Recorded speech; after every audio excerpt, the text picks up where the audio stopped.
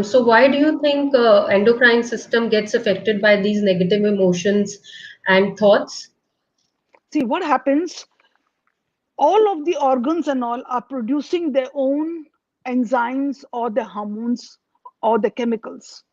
Mm. Now, when one of the our thought negative goes, for example, a negative thought enters, then the negative thought goes and hits against the spleen, goes and hits against one of the adrenal gland.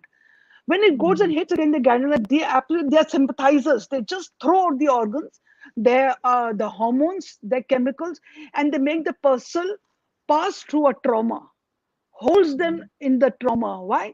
Just like a car is going on the road, and when we have those bumps, they protect us from the car getting damaged. The same Yeah. with these organs, when they throw the thing, when a person is in trauma, it helps them and holds that person.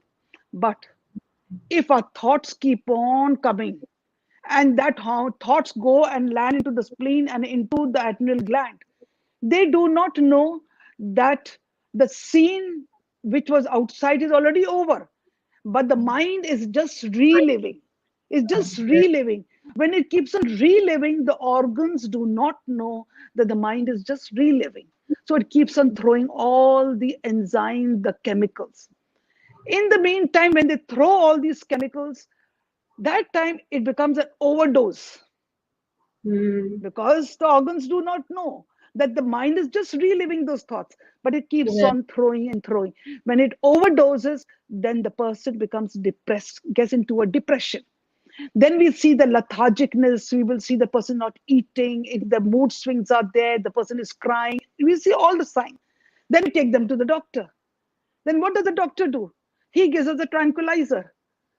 Usually antidepressant medicines are all tranquilizers. When they give us those tranquilizers, it puts the person to sleep, that the mind goes to sleep, so that the mind does not relive.